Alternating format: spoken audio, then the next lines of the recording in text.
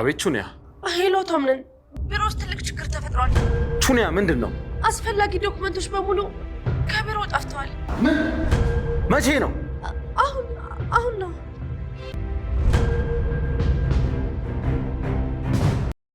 አለች አክስቴ። ምን ማድረግ እንዳለብኝ ራሱ አላውቅም፣ ግን ወረቀቱን የያዘውን ሰው ለመያዝ እየተከታተልኩት ነው። ማንን? አክስቴ ምን አይነት ጥያቄ ነው የምጠይቅኝ? ማንነቱ እንዴት አውቃለሁ? ግን ያው በቃ የእሷ ሰው ነው።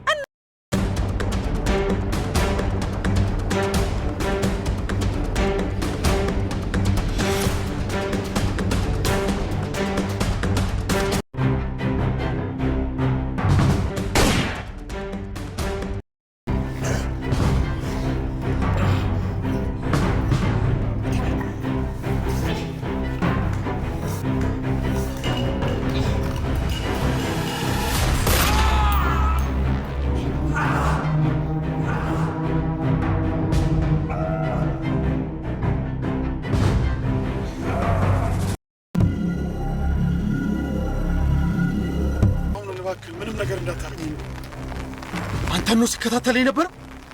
አንተ ነው ዶክመንቱን ሊዘረፍከኝ። እኔ አይደለሁም ነው እንጂ አጠገብ የሆነ ስትጸውትብኝ ነበር። አንተ ነህ ለካ። ቆይ አምኜ ድርጅት ውስጥ ኃላፊነት በሰጠውክ ታዲያ ይሄ ነው መልስክ?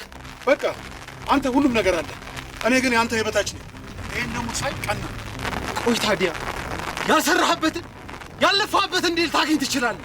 አለፈውበት ግን በቃ ዝም በል። ከዚህ በላይ እንድታወራ አልፈቅድልህም። አሁን አንድ ጥያቄ እጠይቅሃለሁ። ማን ነው ከጎን እያገዘ ያለ?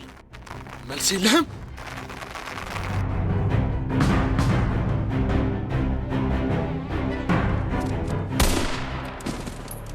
ለማመን የሚከብድ፣ ለማሰብ የሚያስቸግር፣ ለመወሰን የሚያዳግት እጅግ ከባድ ነገር ተፈጥሯል።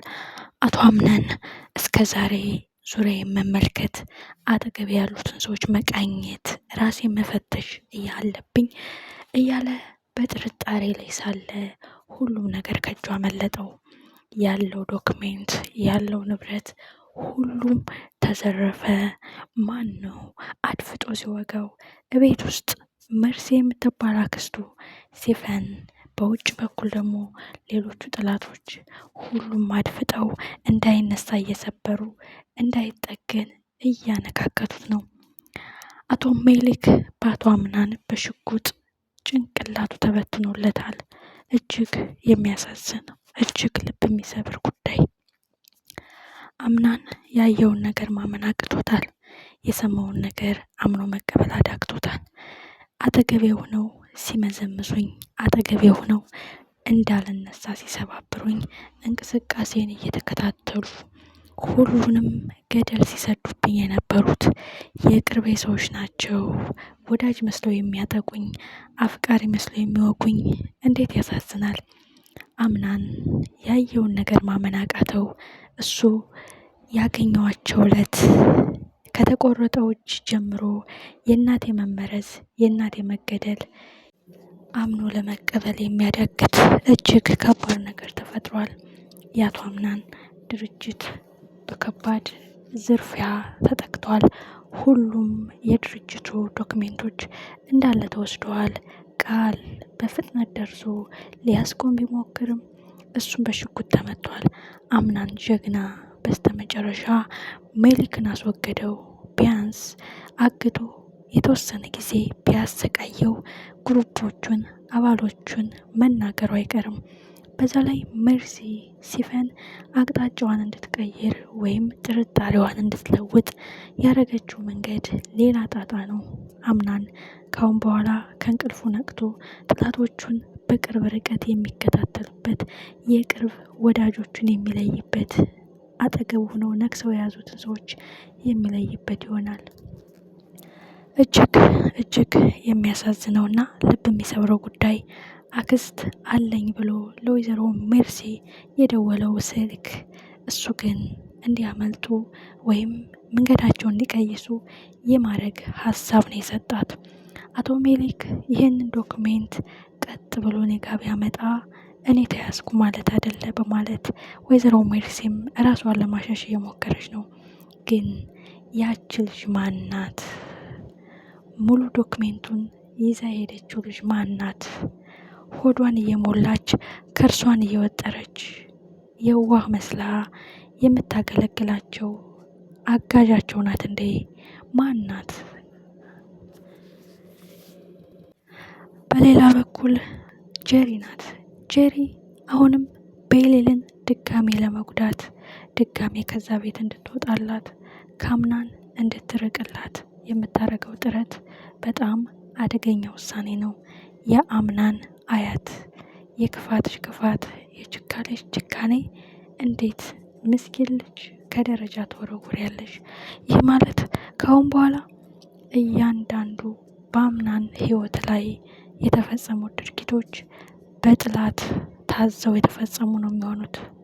አንድ የተመረዘ መጠጥ ጠጥታ ልጁ መገደሉ፣ 2 አክስትየዋ ማበዷ፣ 3 የእናቱ መድኃኒት መቀየሩ፣ ይህ ሁሉ የተቀነባበረ ሲያጠኑን አድፍጠው ሲከታተሉን የነበሩ ናቸው ይባላል። አምናን ከአንድም ሁለቴ ማሰብ አልፈለገም። ከኋላ ያሉ ማኑት እነማን ናቸው አንተ ጋር የተደራጁት እነማን ናቸው አንተ ጋር የሚሰሩት ብሎ ሲጠይቀው መልስ ስላጣ ዳይሬክት ግን የተኮሰበት አምናን ጥሩ ውሳኔ ቢሆንም ቢያንስ ከመግደሉ በፊት አግቶ አስሮ እያንዳንዱን ቢያናዝዘው መልካም ነው። ቅናት፣ የበታችነት ስሜት አንተን እንድጎዳህ ላንተ ጥላት እንደሆን አድርጎኛል። አንዳንድ ጊዜ ባጎረስን እንነከሳለን፣ መልካም በሰራን እንወጋለን። ከዚህ ምን ተማራችሁ? አምናን ካሁን በኋላ እያንዳንዱ እንቅስቃሴዎቹ አይኑን የሚገልጽበት ምን እየተካሄደ ነው? ምን ሆኜ ነው? የት ሄጄ ነበረ ይህ ሁሉ ድርጊት ሲፈጸም የሚለው እጅግ የማንቂያ ደውል ነው። ለአቶ አምናን አሁን የማንቂያ ደውል ነው ሁሉም ነገር። ምክንያቱም ሜርሲ ጫፍ ጫፉን ነግረዋለች። ያቺ የደፍኔ ልጅ ብላ የነገረችው ነገር እሷንም ይዞ ገደል ነው የሚገባው። ምክንያቱም አምናን በቀላሉ አይተዋትም። ስለዛች ልጅ ምን ታውቂያለሽ አክስቴ? ትንንሽ ነገሮችን ብቻ ምክንያት አድርገሽ አልነግረኝም? ይች ልጅ ጉልበቷን አፈርጥማ እቅዷን አሳክታለች። ድርጅቴን እያፈረሰች፣ ንብረቴን እየዘረፈች፣ ዶክሜንቱን ሙሉ ፕሮጀክቴን ወስዳለች። አክስቴ በቀላሉ አልተውሽም። ከዚህ ጀርባ ማን ያለው?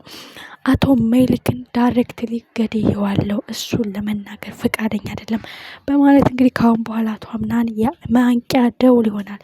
በድርጅቱ ሌላ መሰሪ፣ በቤት ውስጥ ሌላ መሰሪ፣ ሁሉም ትርምስምሱ እየወጣ ነው። አሁን ነገሮች ድብልቅልቃቸው እየወጣ ነው። በሌላ በኩል ሲፈን ሙስጠፋ የከዳት በመምሰል እንግዲህ ሙስጠፋ ከዛ ቤት እንዲወጣ ለማድረግ እየሞከረች ነው። ሜርሲን ግን እያንዳንዱ እንቅስቃሴ ስለ እሷ ሚስጥር የሚያውቁትን ሰዎች ለመቀነስ እየሞከረች ነው። ሙስጠፋ ግን በጊዜ ሂደት ለአቶ አምናን ማገዙ የማይቀር ጉዳይ ነው። ሲፈን እቅዷን በቀሏን ለማሳካት ሙስጠፋን ገለል ለማድረግ ብትሞክርም ሜርሲንና ሲፈን አንገት ለአንገት ሲተናነቁ ሙስጠፋ ሜቢ እጁን ያጸዳል የሚል ግምት አለን። አቶ አምናን ዛሬ ጀብድ ሰርቷል።